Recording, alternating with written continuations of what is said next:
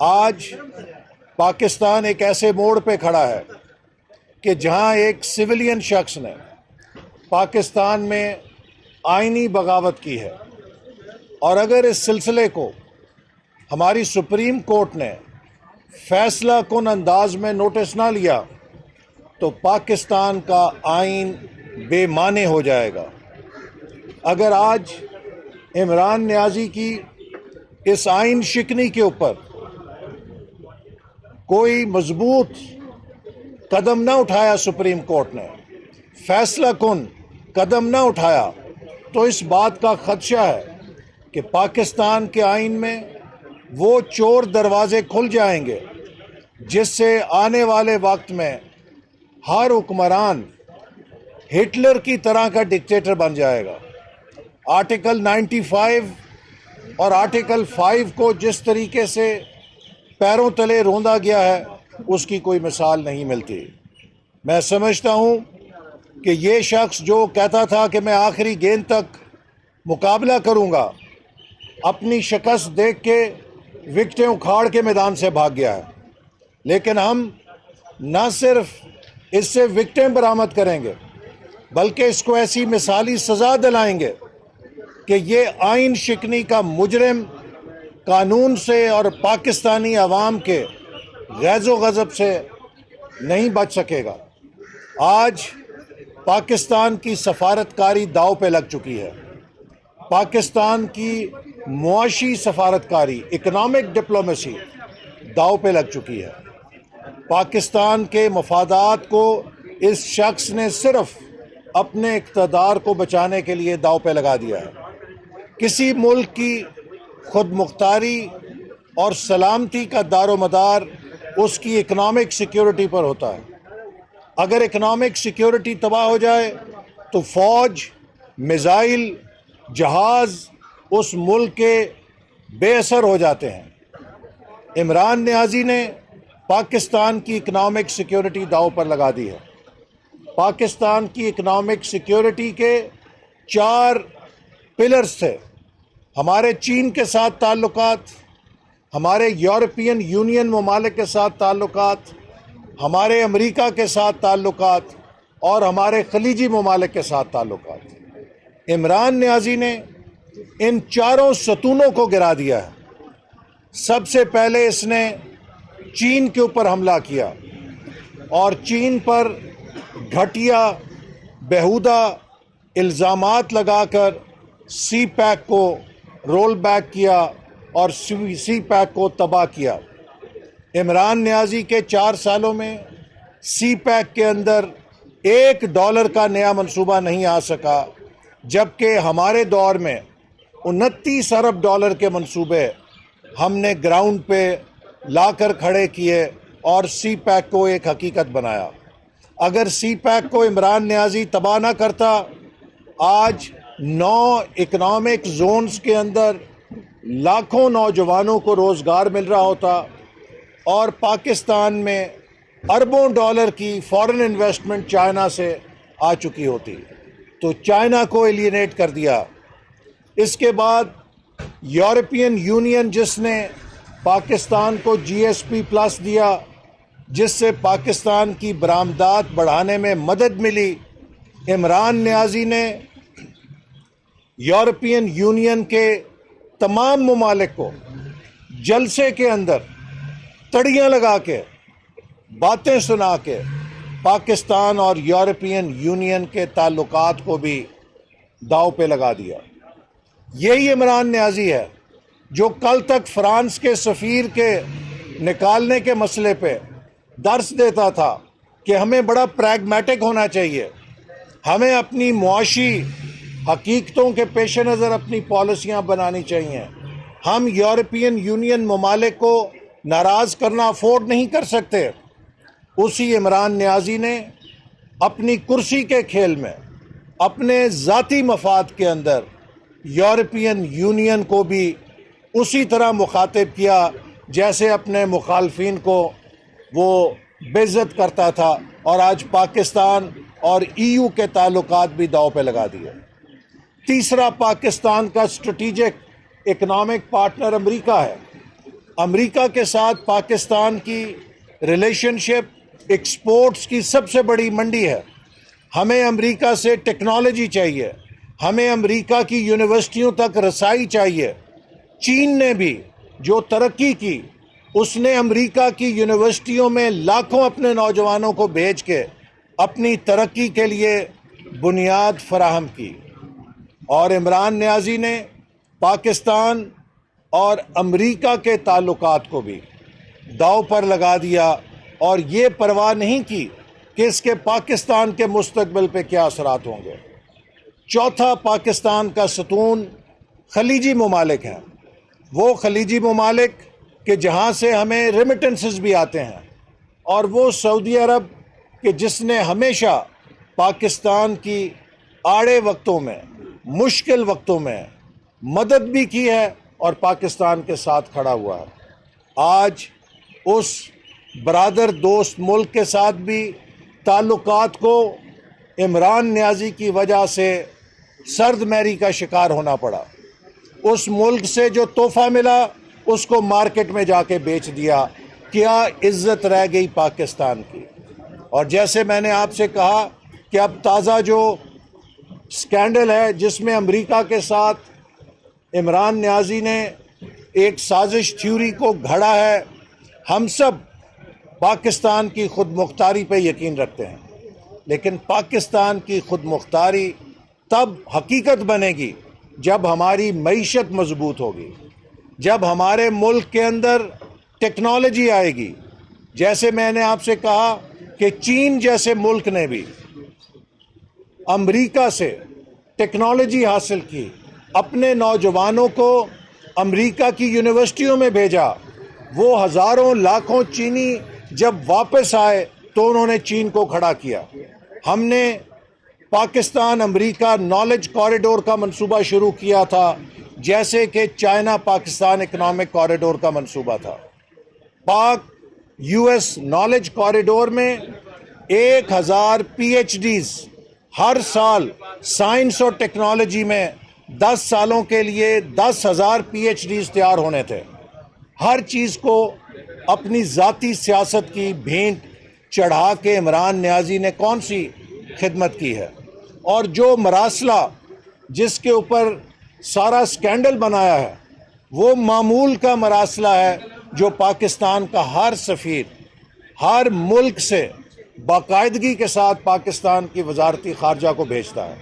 اس میں وہ اپنے میٹنگز کے احوال بھیجتا ہے, وہ اپنا تجزیہ بھیجتا ہے اور وہ اپنی سفارشات بھیجتا ہے. عمران نیازی کی اس حرکت نے پاکستان کی سفارتکاری کو تباہ کر دیا ہے, اس لیے کہ اب کوئی سفیر اپنا تجزیہ اپنا مراسلہ بے لاگ ہو کر نہیں لکھے گا. اب پاکستان کے وزارت خارجہ میں جتنے مراسلے آئیں گے وہ الف لیلا کی کہانی آئیں گی, جس سے کہ پاکستان کا وزارت خارجہ, پاکستان کی حکومت باہر دنیا میں کیا ہو رہا ہے اس سے بے خبر رہے گی اور اپنی خارجہ پالیسی کو صحیح انداز میں کیلیبریٹ نہیں کر سکے گی. پوری پاکستان کی ڈپلومیسی کی بنیاد پہ حملہ کیا ہے عمران نیازی نے, صرف ایک جھوٹا بے مقصد فراڈ کھڑا کرنے کے لیے جس سے وہ ہیرو بن سکے. بھئی آپ اتنے بڑے ہیرو تھے تو جب ملیشیا میں آپ کے مشورے پہ مہاتیر صاحب نے کانفرنس رکھی, یعنی کہ عمران نیازی خود مشورہ دینے والا مہاتیر کو کہ یہ کانفرنس رکھو, اور پھر جب ایک دوست ملک نے کہا کہ نہیں جانا تو نہیں گیا. اس وقت کہاں تھی آپ کی بہادری؟ وہی نہیں بلکہ ترکی کے صدر کو یہ بھی بتا دیا کہ میں کیوں نہیں گیا, جس سے اس ہمارے دوست ملک کو بھی امبیرس کیا. تو یہ شخص جس کو نہ سفارتکاری کا پتہ ہے, جس کو نہ معیشت کا پتہ ہے, جس کو نہ آئین کا پتہ ہے, آج یہ پاکستان کو دنیا کے سامنے ایک تماشا بنانے پہ تلا ہوا ہے, اور اپنے جاہل پیروکاروں کے ساتھ جو کلٹ فالوورز ہیں کہ جو خدا نہ خواستہ آج یہ دعویٰ کر دے کہ میں کوئی بڑا ولی اللہ ہو گیا ہوں تو وہ آنکھیں بند کر کے اس پہ ایمان لے آئیں گے. اس قسم کے اندھے فالوورز ہیں.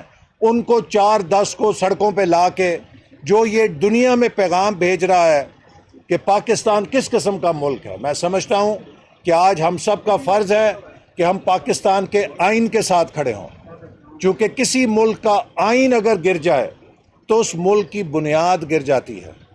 آئین وہ معاہدہ ہے جس کے ساتھ کسی ملک کی ریاست اور اس کے شہری آپس میں جڑتے ہیں. اگر آئین کو بے وقت کر دیا جائے تو ریاست بے وقت ہو جاتی ہے. تو اس لیے یہ معاملہ سیاست کا نہیں ہے، یہ پاکستان کی بقا کا ہے. ہم پاکستان کے آئین کی حفاظت کے لیے لڑیں گے اور سپریم کورٹ سے بھی امید رکھتے ہیں کہ سپریم کورٹ اپنا کردار ادا کرے گی. اس پہ کوئی نرمی کی گنجائش نہیں ہے. دن دہاڑے آئین کے اوپر ڈکیتی ڈالی گئی ہے، براڈ ڈے لائٹ رابری ہے آئین کی. اور اگر اس پر بھی لیت و لال سے کام لیا جاتا ہے تو پھر اللہ ہی حافظ ہے پاکستان کے اداروں کا اور پاکستان کی ریاست کا. اس معاملے میں کسی رعایت کی گنجائش نہیں ہے. وزیر قانون فواد چودھری، ڈپٹی اسپیکر قاسم سوری، عمران نیازی کو فوری طور پہ گرفتار ہونا چاہیے پاکستان کے آئین کی شکنی کرنے کے لیے. آئین شکنی کے جرم میں ان کے فوری گرفتاری کے احکامات جاری ہونے چاہیے تاکہ آئندہ آئین کے اوپر کوئی میلی نگاہ سے نظر نہ ڈال سکے. اسی عمران نیازی نے فوج کو بھی اس اپنے جھوٹ کے اندر گھسیٹنے کی کوشش کی. نیشنل سیکیورٹی کمیٹی میں کوئی فوج نے ایسی بات نہیں کی کہ یہ تحریک عدم اعتماد کسی بیرونی ایجنڈے کے تحت آئی ہے. لیکن عمران نیازی نے بار بار نیشنل سیکیورٹی کمیٹی کا حوالہ دے کر قوم کو یہ تاثر دینے کی کوشش کی کہ مسلح افواج کے سربراہان نے بھی اس سکینڈل کے لیے ان کی تائید کی ہے، جبکہ میری معلومات کے مطابق ایسی کوئی بات وہاں پر نہیں ہوئی تھی. لہٰذا عمران نیازی نے نیشنل سیکیورٹی کمیٹی کے منٹس اور اس کی کارروائی کو بھی ڈسٹارٹ کر کے پاکستان کی سیکیورٹی کے اوپر بھی حملہ کیا ہے. لیکن لطیفہ کیا ہے کہ آج بیرونی سازش کے تانے وہ دے رہا ہے جس کا فورن فنڈنگ کیس یہاں پر 7 سال سے چل رہا ہے. آج ہم الیکشن کمیشن کو کہنے آئے ہیں کہ ایک جھوٹے انسان کو، ایک ممنوع فنڈنگ سے، پاکستان دشمن ذرائع سے فنڈنگ لینے والے شخص کو کیوں کر کھلی چھٹی دی گئی ہے کہ وہ پاکستان کے مفادات سے کھیلے، وہ پاکستان کے آئین کے ساتھ کھیلے، وہ پاکستان میں اپوزیشن کو غداری کے سرٹیفکیٹ بانٹے. کیوں الیکشن کمیشن تاخیر کر رہا ہے سزا سنانے میں؟ چونکہ عمران نیازی کی چوری پکڑی جا چکی ہے، کروڑوں روپے کی کرپشن بیرونی ممالک سے چندوں کے اندر کی گئی ہے، ممنوع ذرائع سے فنڈنگ لی گئی ہے، اور عمران نیازی ڈیلنگ ٹیکٹکس کے ذریعے 7 سالوں سے اپنی سزا سے کیوں کر بچا جا رہا ہے؟ کیا عمران نیازی الیکشن کمیشن سے بڑا ہے؟ کیا عمران نیازی سپریم کورٹ سے بڑا ہے؟ کیا عمران نیازی پاکستان کے آئین سے بڑا ہے؟ یہ جھوٹ بولے، یہ فراڈ کرے، یہ آئین توڑے، اس کو کوئی پوچھ نہیں سکتا؟ نہیں، ایسا نہیں ہوگا. اب عمران نیازی کا یوم حساب آ گیا ہے. اگر ان اداروں نے عمران نیازی کے ان جرائم پر جو کھلے عام ثابت ہو چکے ہیں کارروائی نہیں کی تو پھر پاکستان کے عوام کو سڑکوں پر آنا پڑے گا. پاکستان کے عوام اجازت نہیں دیں گے کہ کوئی ان کے آئین کے ساتھ کھیلے، کوئی غداری کے سرٹیفکیٹ بانٹے. ہم سب پاکستانی ہیں اور پراؤڈ پاکستانی ہیں. مجھے میرے حلقے سے 1,60,000 ووٹ ملے ہیں. اسی طرح ہر ایم این اے اپنے حلقے سے لاکھوں ووٹ لے کر آتا ہے، اور پوری اپوزیشن کے 197 اراکین جو اس کے خلاف ووٹ دے رہے تھے، انہیں غدار بنانے کا مقصد ہے کہ کروڑوں پاکستانیوں کو غدار قرار دیا گیا ہے۔ ہم یہ توہین، ہم یہ انسلٹ برداشت نہیں کر سکتے، ہم اس کا جواب لیں گے۔ اور اب تو عمران نیازی کے اپنے گواہی دے رہے ہیں کہ یہ ایماندار بندہ نہیں ہے، یہ 2 نمبر بھی نہیں ہے، یہ 10 نمبر بندہ ہے، چونکہ اس کی ناک کے نیچے کرپشن ہو رہی تھی۔ ہمیں عمران نیازی کہتا تھا یہ کیوں فوج سے گھبراتے ہیں، یہ ایجنسیوں سے کیوں گھبراتے ہیں، چونکہ وہ ان کی کرپشن پکڑتی ہیں۔